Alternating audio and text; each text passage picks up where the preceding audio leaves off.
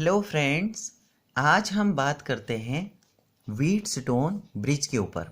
ठीक है, तो ये जो ब्रिज है फ्रेंड्स, इस ब्रिज की सबसे पहले पहचान कराई व्हीटस्टोन ने, जो कि एक इंग्लिश टेलीग्राफ इंजीनियर भी थे और जिनका पूरा नाम था sir Charles Wheatstone.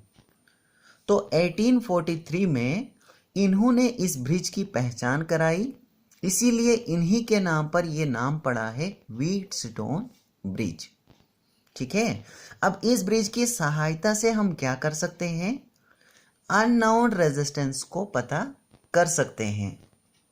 Unknown resistance यानी कि वो रेजिस्टेंस जो हमें नहीं पता होगा, उस रेजिस्टेंस को हम एक्यूरेट तरीके से पता कर सकते हैं with the help of Wheatstone bridge.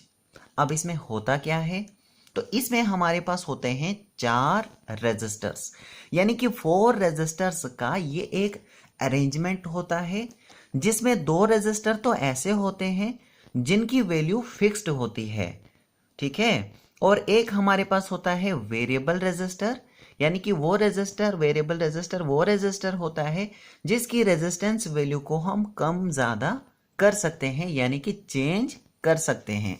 और एक होता है अननोन रेजिस्टर।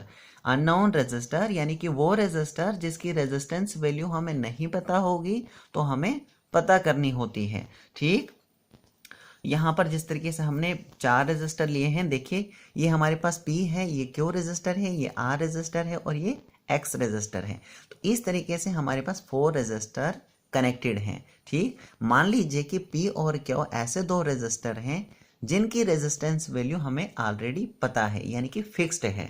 कोई से भी 2 हो सकते हैं।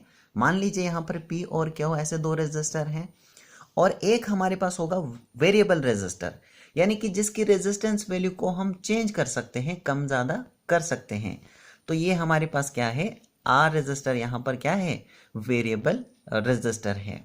ये जो एरो है ये भी इंडिकेट करता है कि ये हमारे पास क्या है? वेरिएबल रेजिस्टर है। और एक हमारे पास होगा अननोन रेजिस्टर।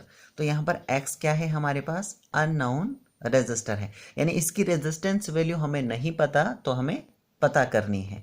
ठीक है, तो इस तरीके से हमारे पास P, Q, R और X रेजिस्टर कनेक्टेड हैं, जो कि फॉर्म कर रहे हैं एक तरीके का क्या डायमंड शेप का सर्किट हमारे पास बन रहा है ना। एक तरीके का पतंग के जैसे शेप का ये सर्किट फॉर्म हो रहा है, A, B, C, D और A।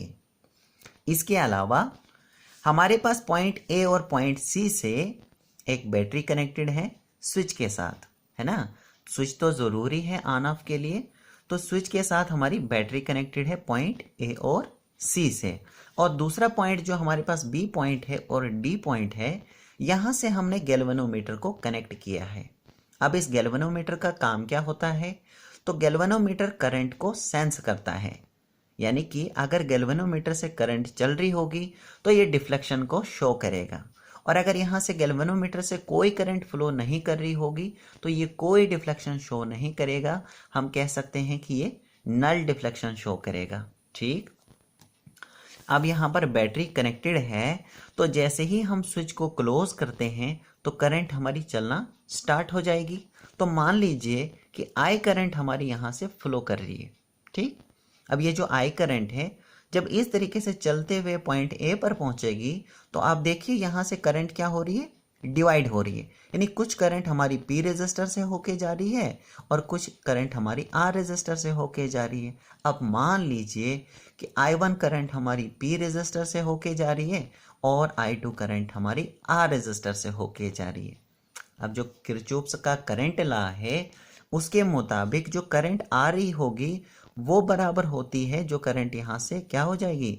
जो करंट यहाँ से डिवाइड होगी, यानी कि सम ऑफ इनकमिंग करंट जो होगी वो बराबर होगी सम ऑफ आउटगोइंग करंट के। अब इसका क्या मतलब होता है? मान लीजिए कि 10 एम्पियर की करंट यहाँ से इनकमिंग करंट हमारी 10 एम्पियर की है। ठीक, तो ये जो 10 एम्पियर की करंट है जब इस तरीके से पॉइंट ए पर पहुंचेगी तो ये 10 एम्पियर यहाँ से क्या हो जाएगी? डिवाइड हो जाएगी।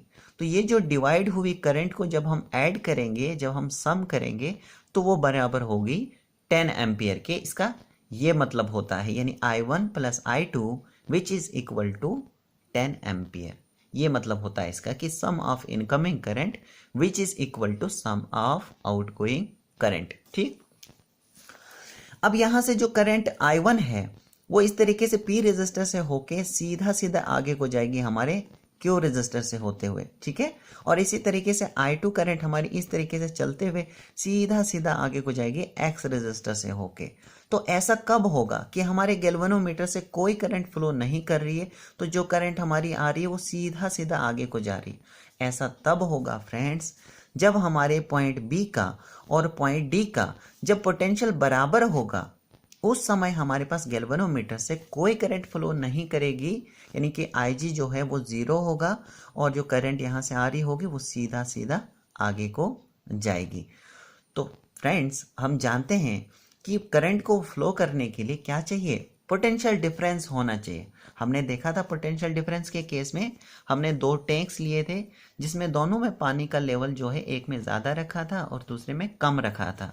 तो बीच में से जैसे ही हम पाइप को फिट करते हैं तो पानी हाई लेवल से लो लेवल की तरफ फ्लो कर रहा था। और ये कब तक चल रहा था, कब तक ये पाइप के थ्रू पानी चलेगा, जब हमारे पानी का जो लेवल है वो मेंटेन रहेगा, यानी हाई लेवल और लो लेवल जो है वो मेंटेन रहेगा। जब दोनों टैंक्स में पानी बराबर होगा उस समय हमारे पाइप से कोई पानी फ्लो नहीं करेगा, यानी जब पोटेंशियल बराबर होगा, जब लेवल बराबर होगा तो यहाँ से कोई करंट फ्लो नहीं करेगी, यानी कोई पानी फ्लो नहीं करेगा। तो इसीलिए जब पॉइंट बी का और पॉइंट डी का पोटेंशियल बराबर होगा तो गैल्वेनोमीटर से कोई करंट फ्लो नहीं करेगी। ठीक है, तो इसका क्या मतलब होता है, VB जो है वो बराबर होगा VD के। अब हम क्या करते हैं कि KVL को अप्लाई करते हैं। तो KVL को अप्लाई करने के लिए हम सबसे पहले क्या करना पड़ेगा, सबसे पहले लूप को चूज करना पड़ेगा। ठीक, तो सबसे पहले हम क्या करते हैं A, B, D और A लूप में KVL को अप्लाई करेंगे, फिर B, C, D और B लूप में हम दूसरे लूप में भी अप्लाई करेंगे KVL को। ठीक, इसमें हमने ध्यान ये रखना है कि जब हम करंट की डायरेक्शन में चलेंगे तो जो साइन हम लेंगे वो माइनस का लेंगे, और जब हम करंट के अपोजिट डायरेक्शन में चलेंगे तो साइन हम प्लस लेंगे। डिफरेंट बुक्स में डिफरेंट तरीके से हो सकता है, लेकिन हम यहाँ पर इसी तरीके से करेंगे। और डायरेक्शन हमने चूज की है क्लॉकवाइज दोनों लूप्स में। ठीक, हम एंटी क्लॉकवाइज भी ले सकते हैं लेकिन यहाँ पर हम क्लॉकवाइज ले रहे हैं। ठीक है, तो चलिए, तो सबसे पहले हम KVL अप्लाई करते हैं loop A, B, D, A में। ठीक, A, B, D और A में। तो देखिए करंट भी यहाँ से हमारी इस डायरेक्शन में और हम भी इसी डायरेक्शन में जा रहे हैं, तो क्या आएगा -I1 इंटू P। तो -I1 इंटू P। पहुंच गए हम पॉइंट B पर। तो B से जब D की तरफ जाएंगे तो करंट क्या है, 0 है, इसलिए हम नहीं लिखेंगे इसको। तो D पर पहुंच गए अब। तो D से जब A की तरफ हम चलेंगे तो देखिए हम क्या जा रहे हैं, करंट के अपोजिट डायरेक्शन में जा रहे हैं। करंट हमारी इस तरीके से आ रही है और हम इसके अपोजिट डायरेक्शन में जा रहे हैं, तो क्या आएगा +I2 into R, +I2 into R, और इक्वल टू हमने लगाना है 0। ठीक, अब -I1 P which is equal to -I2 R। ठीक, अब इसको माइनस और माइनस हमारा कैंसिल हो जाएगा, तो क्या बचेगा हमारे पास I1/I2 which is equal to R/P। तो ये हमारे पास इक्वेशन फर्स्ट आ गई। ठीक, अब हम दूसरे लूप में अप्लाई करेंगे KVL को, यानी कि B, C, D और B लूप में। ठीक, चलिए लूप B, C, D और B में KVL को अप्लाई करते हैं। तो क्या आएगा, देखिए यही I1 करंट हमारी इस तरीके से आ रही है और सीधा सीधा आगे को जाएगी, तो यहाँ से भी क्या होगा, I1 करंट हमारी यहाँ से होगी। तो क्या आएगा, जब हम करंट की डायरेक्शन में ही जा रहे हैं तो क्या आएगा हमारे पास -I1 इंटू Q। तो -I1 इंटू Q। पहुँच गए हम पॉइंट C पर। तो C से D की तरफ हम जब हम जाएंगे तो हम क्या जा रहे हैं, करंट के अपोजिट डायरेक्शन में जा रहे हैं, तो क्या आएगा +I2 into X, +I2 into X। और उसके बाद जब हम D से B की तरफ जाएंगे तो यहाँ पर करंट हमारी क्या है, 0 है, तो इसलिए हम यहाँ पर 0 नहीं लिखा है, डायरेक्ट इक्वल टू 0 लिख लेते हैं। ठीक, तो -I1 Q which is equal to -I2 X. तो यहाँ पर माइनस और माइनस हमारा कैंसिल हो जाएगा, तो I1 by I2 which is equal to X by Q. तो ये हमारे पास इक्वेशन सेकंड आ गई। तो देखिए इक्वेशन फर्स्ट में और इक्वेशन सेकंड में जब हम देखेंगे तो ये LHS साइड क्या है, दोनों सेम है, तो इसलिए ये क्या हो जाएगा, कैंसिल हो जाएगा। तो हमारे पास क्या बचेगा, हमारे पास बचेगा R by P which is equal to X by R by P, और यहाँ पर क्या बचा है, एक्स बाई क्यू। ठीक है ना, R बाई पी यहाँ पर लिख लेते हैं which is equal to X by Q. तो इसका हम रेसिप्रोकल ले लेते हैं, P by R which is equal to Q by X, Q by X. तो ये हमारे पास हमें रिजल्ट मिला, यानी कि P बाई आर जो है वो क्यू बाई एक्स के बराबर है। ठीक, या फिर कहीं कहीं पर इस तरीके से भी लिखा होता है P by Q which is equal to R by X, इस तरीके से भी लिखा होता है P by Q which is equal to R by X. तो ये भी हमारे पास सही है, दोनों ये जो रिजल्ट हैं दोनों सही हैं, इसमें कंफ्यूज होने की कोई बात नहीं है। ठीक है, तो जब हमारे पास P बाई आर जो है जब ये बराबर होगा Q बाई एक्स के, उस समय हमारा जो गैल्वेनोमीटर है, ये जो ब्रिज है हमारा, वो बैलेंस होगा और उस टाइम पर हमारे गैल्वेनोमीटर से कोई करंट फ्लो नहीं करेगी। ठीक है, अब यहाँ से हमने क्या करना है, यहाँ से हमने अननोन रेजिस्टर X की वैल्यू हमें फाइंड करनी है। तो हम क्या करेंगे, सबसे पहले क्रॉस मल्टीप्लाई करते हैं, Px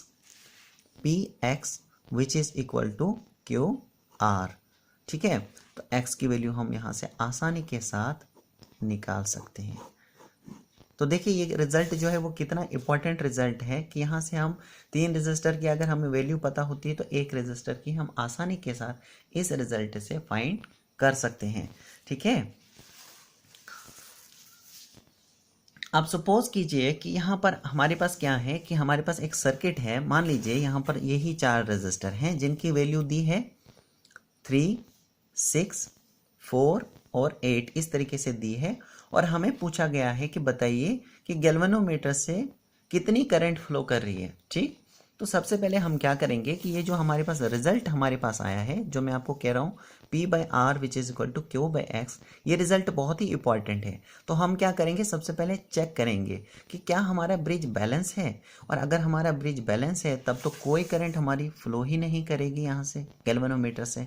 ठीक है, तो चलिए देखते हैं। तो P बाई आर यानी कि 3 बाई 6, तो 3 by 6 which is equal to Q by X यानी 4 बाई 8। तो देखिए 3 1 3, 3 2 6, 4 1 4, 4 2 8। तो देखिए 1 बाई 2 जो है वो बराबर है 1 बाई 2 के, यानी कि P बाई आर जो है वो बराबर है Q बाई एक्स के। तो इसका मतलब है कि हमारा जो ब्रिज है वो बैलेंस है, हमारा जो ये जो व्हीटस्टोन ब्रिज है ये बैलेंस है। तो इसका मतलब है कि यहाँ से गैल्वेनोमीटर से कोई करंट फ्लो नहीं करेगी। ठीक है, तो आई होप कि आपको ये क्लियर हो चुका होगा। So thank you so much. तो इसको मैं डिस्क्रिप्शन में भी दे दूंगा, अगर आप वहाँ से नोट करना चाहते हैं तो आप वहाँ से भी नोट कर सकते हैं।